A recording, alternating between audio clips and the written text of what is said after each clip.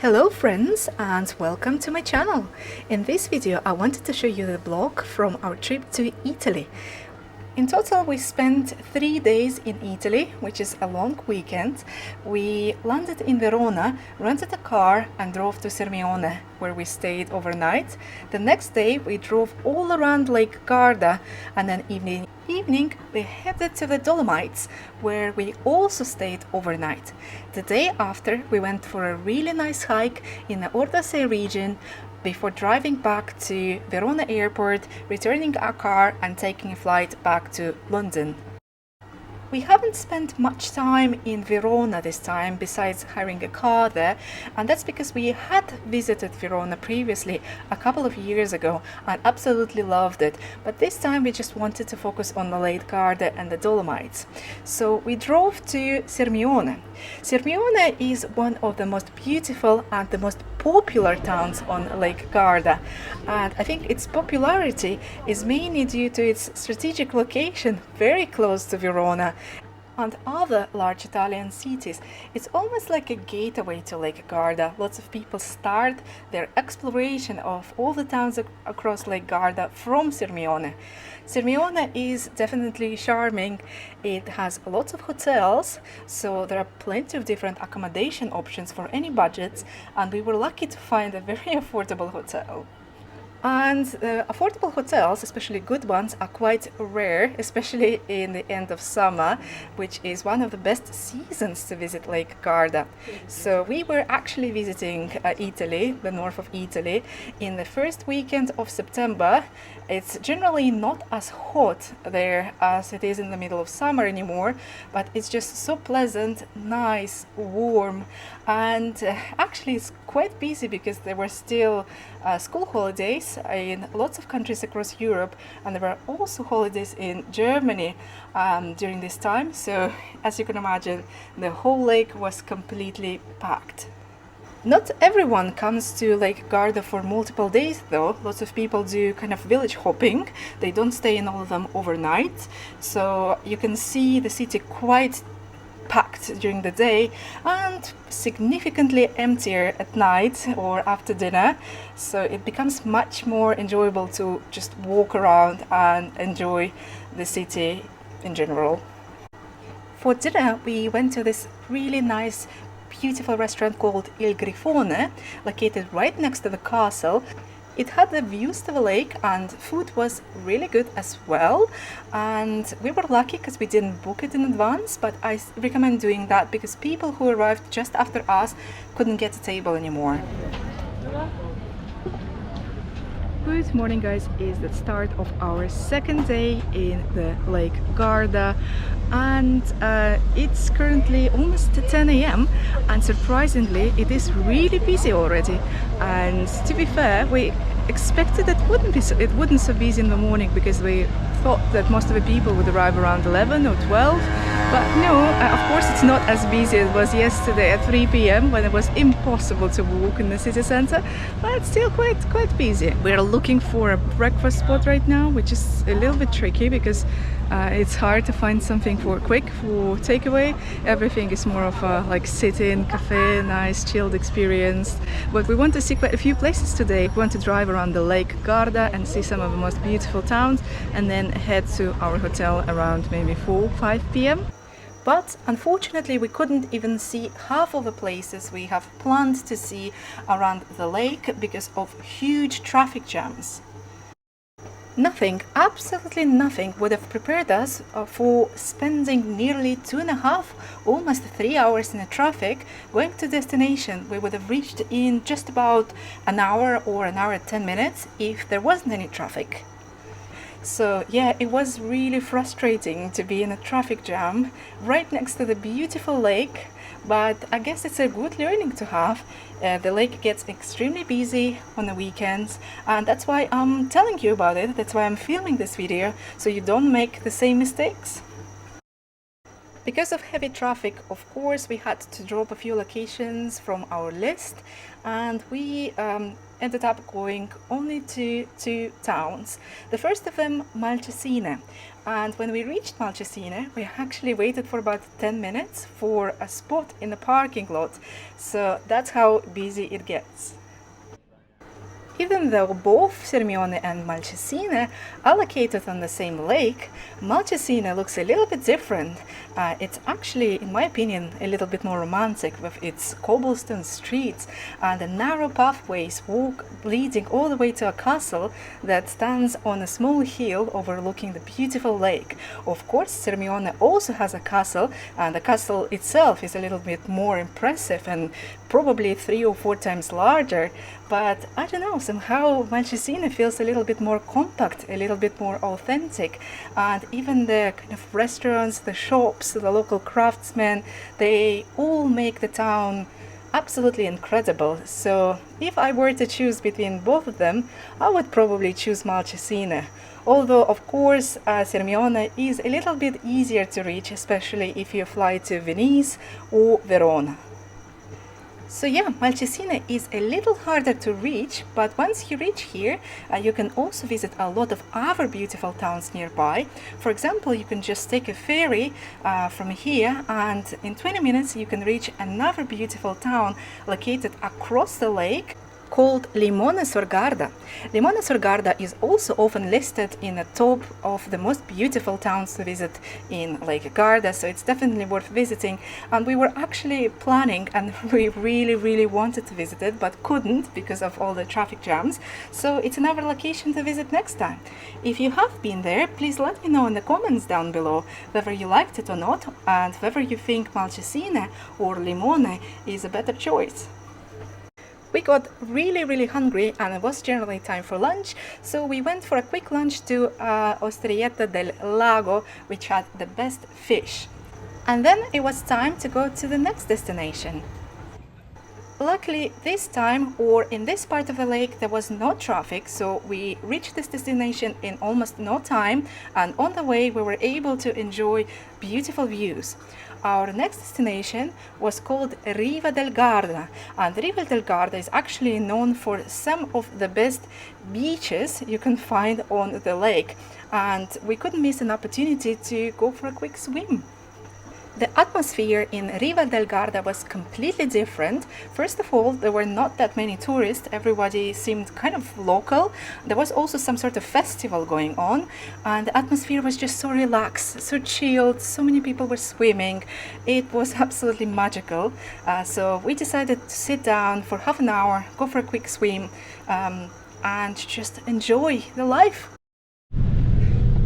I managed to dip in the lake twice.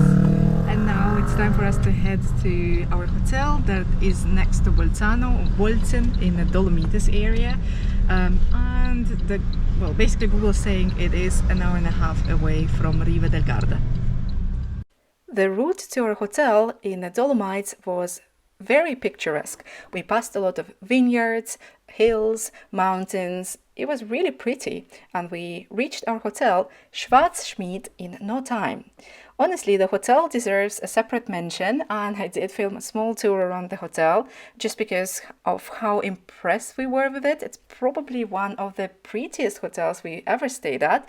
It had a large outdoor swimming pool with a view to the stunning church, a really nice, well-equipped gym.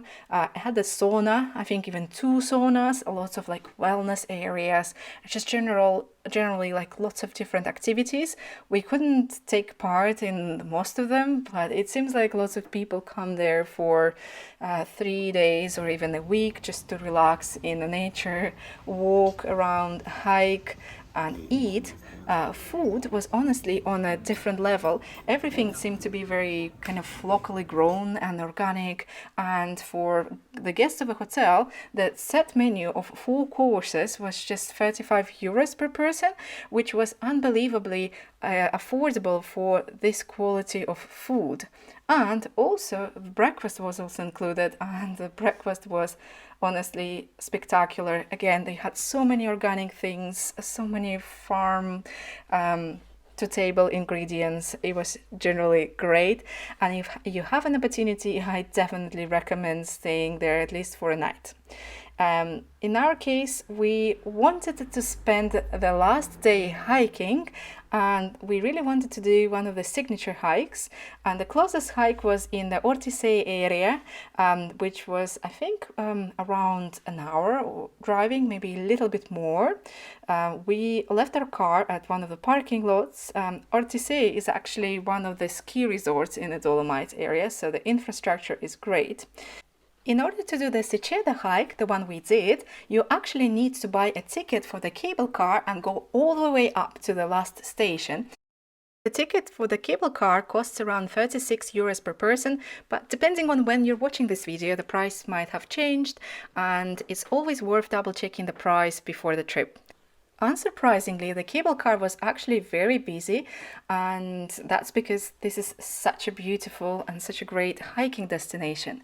But not everyone comes here hiking. Lots of people come here just supposed to spend a day, walk around, do mini hikes, spend time in restaurants. There are lots of possibilities and lots of things you can do around here.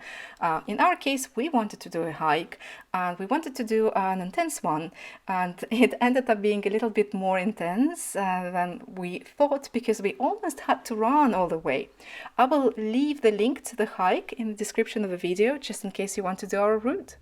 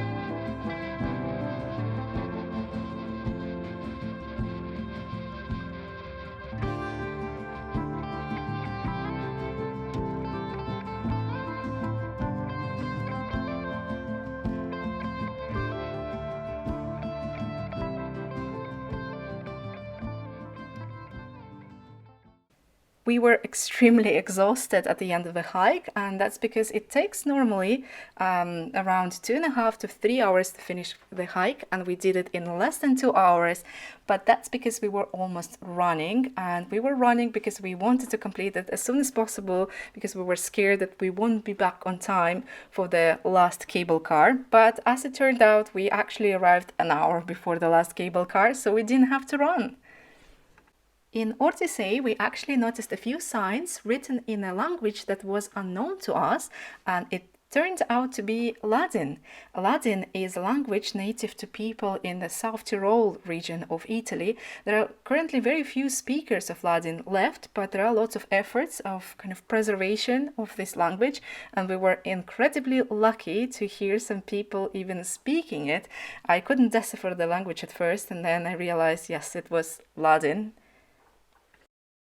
After our hike, we had neither energy nor time to explore the rest of the town, Ortisei, so we just did a really short walk all the way to the parking where we left our car, but nonetheless we enjoyed what we saw. The town looked especially beautiful in this light in the afternoon, and we just wished we could spend more time to enjoy it, but we had to drive back to the airport. So it's actually 6 p.m. and it's time for us to drive back to Verona airport. It's actually quite a long drive, so it's 180 kilometers, and it's gonna take almost 2.5 hours, maybe even more, because I assumed there would be traffic. I hope you guys enjoyed this video. If you did, please give it a thumbs up. And now it's time for us to go, so thanks for watching. Bye.